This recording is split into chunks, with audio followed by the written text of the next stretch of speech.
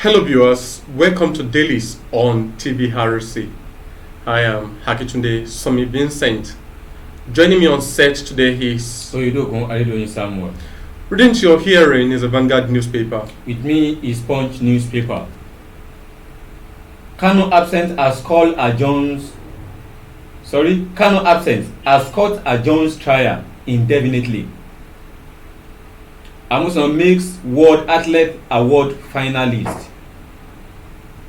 Tinubu not to blame for Afenifere crisis. This one is coming from Keyamo. Could also be found on the front page of Punch. Article claim, unlike Tinubu, Obi says Omokri. 2023. Sowore gets donations for campaign. On the front page of Punch, fans will support Ten Hag over Ronaldo. This one coming from Karaga. Obedient threats to PDP, not ABGA, says Soludo. Mason B's woman found killed by Lagos one chance robbers. Rep summoned 63 agencies for spending 2 trillion naira illegally. Will also be found on the front page of Punch. I hear voices in prison asking me to kill somebody. That was terrible. It's terrible. And lastly, DSS silence on official who jumped into lagoon. Mr. Akitunde, I think I will just need to take 3 headlines there I just want to analyze these 3 headlines. The first one that caught my attention is obedient threat to PDP, not ABGA. Do you think these obedient movements are threats to PDP alone? Why not APC? Well, I think this period, politicians need to be very careful of what they uttered from their mouth. Because, the funny part is, even sometimes I wondered why our Igbo brothers are crying for they are crying that they are being marginalized in this country. This is coming from Soludo, the governor of Anambra. Peter Obi was once the governor of Anambra State. This is your fellow kinsman. This is your fellow brother, your fellow kinsman. And now, in a very short while, they'll be the one shouting marginalization. If there's a politics that is always scaring me, there's the politics of the eastern, the politics of the eastern side. Don't forget that during the APC primaries, all of them, they could not come together to to support a man. All of them, they were all there to clinch the ticket at all costs. And you saw what happened to Bola Ahmed Tinubu, where the likes of Dimeji Bankole stepped down for him. Kayode Fayemi of Ekiti State stepped down for him. Dimeji Bankole of Ogun State stepped down for him. Borofis of Ondo State stepped down for him. And we have Emeka Nwajuba, the then Minister of State Education. We have the Minister of Science and Technology. We have Rochas Okorosha, the Senate, also a member of the National House of Assembly. All of them could not pitch their tent under one Eastern man to lead the front for them. Look at this is coming from Soludo to Peter Obi, to the people from the western part of this country. Well, good number of them will support. Somebody want to pitch they want to pitch their tent under Peter Obi. But look at a Soludo, the current incumbent Anambra State governor, the former CBN CBN director, is there saying this to his own fellow brother, that Peter Obi is only threat to PDP, not to ABGA. We have the two major anyway. This is just to bring to talk about the Eastern politics. To me, I think that everybody is entitled. Of course, they are entitled to their opinion, but the point still remains that the Igbos need to get their act correctly. They need to put themselves together. That's just the point. Yeah, that's the point. When you cannot control your home, how do you think you can control your country? Okay, let's take a look at this article claim. unlike Tinubu, Obi says Omokri. Do you think Atiku is clean? And do you think Obi is not clean? Well, like I said, here we are not to take any side. Yes. Like I said at the very beginning, what I was actually emphasizing on was not the fact that Soludo wasn't, backing Peter Obi, but I was actually looking at the Eastern politics. But on the other hand, let's look at Atiku. All of them are politicians. They be at the hands of affairs at the point in time. And posterity is this, we always be there to judge them. But the point is, despite they were all there when up to Nigeria is still experiencing power failure, erratic power supply, were they not there? Was it not there when Obasanjo was the president? So the point is, all of them should. This period, it's a political period. Yes. Everybody will say anything to support their own candidates. Yes. So, like you said, they are all entitled to their opinion, but the point still remains that Nigeria will decide come February 2023. Okay. We are going to decide who is going to lead, who is going to be our president in this country. Let's take a look at this man that is making waves forward. I want to know concerning this 2020 election, if he's still making waves concerning Sowore. Sowore gets donation for campaign. Do you think the movement of Sowore is really getting its waves in this country? Well, I think Sowore is a young man and is also equally capable to become the president of this country. But my fear is, do you know my fear about all this political permutation? Is that since Awolowo, those who we think are the right people have never gotten the power. It was after the death of Awolowo that everybody are saying, Awolowo was the one who was the president of Nigeria, never, that never sit on that, that never clinched the seat of power.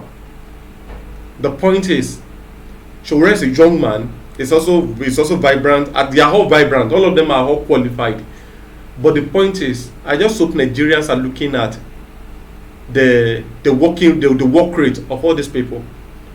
We need to check their historical background, their antecedents, what they are capable of doing, what they are not capable of doing. They are corrupt. Their cases, either corruption charge here and there. We need to check and revisit all this, because I think it's high time we stop this kind of, because Nigeria. Don't you think that people start after fame when it comes to election period? Well, it all depends.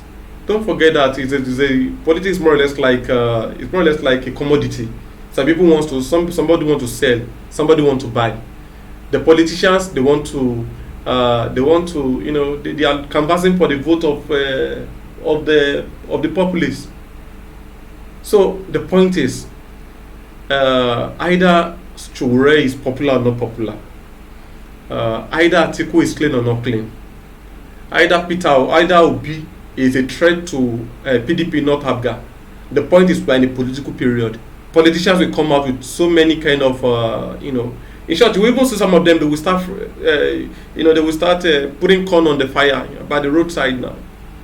Some of them, you see them going to the classroom to teach students just for Nigerians to, But the point is, to know those who are qualified, we should have some indicators, some parameters, to show those who are eminently qualified.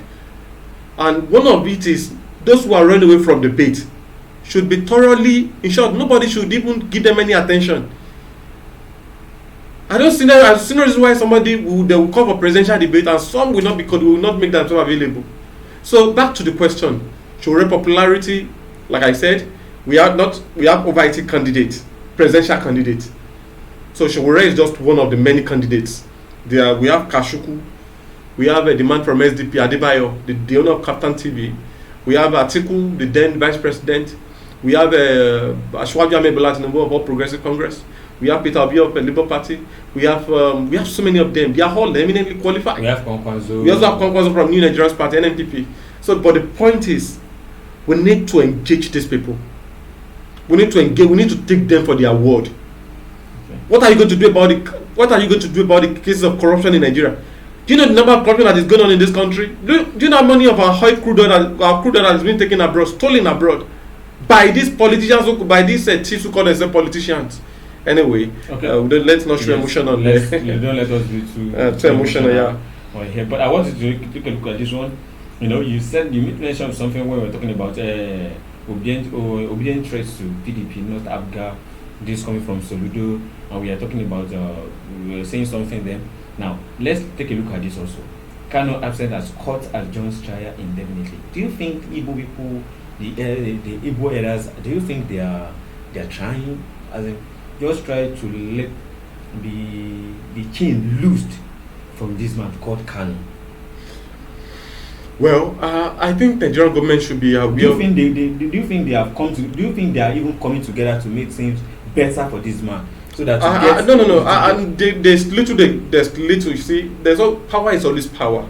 Okay. Yes. Power remains power. He was arrested before this man. What's the name of this? Sunday Igboho. Yeah, Sunday Igboho. Sunday Adeyemo. Yes. And we say how things plays out, right? Mm-hmm. So we only say that maybe politics play out. No. Let's look at it from this dimension. Okay.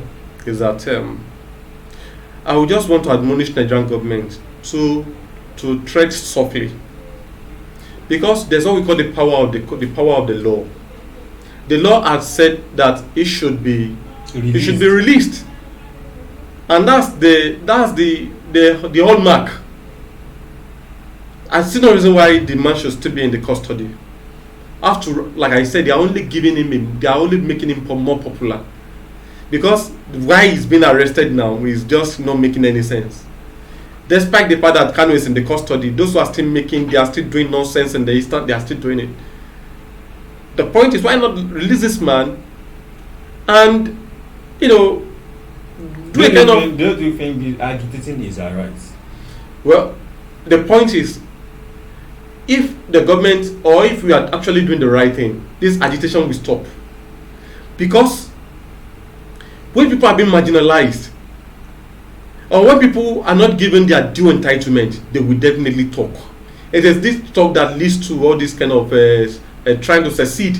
That the Eastern are saying they want to secede, the Yoruba are saying they want a nation, the Igbos are saying they want Biafra. It's because they are not duly represented. Look at this incumbent government. It's not as if the Igbos are not at the end of affair, but they also want to sit on power. They want to rule. After all, like we still mentioned few, Godfrey Onyema is the Minister of Foreign Affairs, is still there. In short, the one who is even orchestrating this labor, this hassle crisis, this is making it more or less like unbearable for hassle. Chris Ngige is the Minister of Labor and Productivity, is still there. We have so many of them who are still very much in power. But the point is, let's go back to this issue of Nnamdi Kanu. I think it should be released. They're only making it more popular. All right, thank you, Mr. President. I think I've exhausted some of the juicy news I have here. They are updates, odd news, so I think we should defect to Vanguard and see.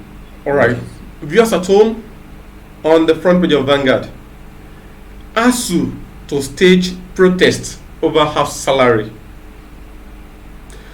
Again, don't send us to Nigeria. 16 Indian sailors detained by Equatorial Guinea beg. Plateau set to host Buhari Tinubu for APC campaign. On the front page of Vanguard, Anambra transporters. Sorry, I take that again. Anambra transporter dies 1 week after release from kidnappers. And this on election 2023, PDP didn't deny Igbo ticket, says Atiku campaign council member. And on Nnamdi Kanu absent as court adjourned trial indefinitely. And finally, Nigeria in intensive care unit under APC. This is coming from Liyed Imoke. Now, Mr. Sam, let's take a look at ASU to state protest over half salary. Do you think government is being fair to these people? Not at all. Government has not been fair at all. That's my own point. Not being fair at all, because you know how many months these people that have been home for this been on strike for over 8 months, and yet federal government promised them, okay, come back then, we're going to settle this deal. And at the end of the day, they want to stage another. So this shows how unserious federal government. Do you think the government is trying to show the power that okay, they have the power to control them? Yes, they have the power to control, but who will be at the helm of the punishment? The students. Mm-hmm. When elephants are in a crisis, the grass that will suffer for it. So Mm-hmm. I think all these things is not about ASUD again, and it's not about federal government again, but it's all about the student populace themselves. Okay. So that's why we have all these. I remember the program you did this morning on Economy Today. Okay. JAPA. Mm-hmm. JAPA syndrome. JAPA syndrome. That is the reason we have a lot of JAPA syndromes in the country. Everybody just want to move away because their future is no more secure.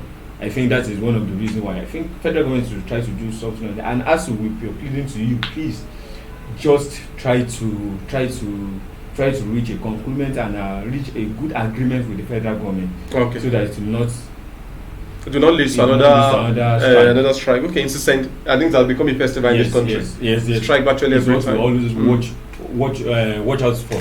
All right. Viewers at home, I think this is where we draw the curtain for today. Do join us next time for another exciting episode. Until then, remain your humble host. Bye for now.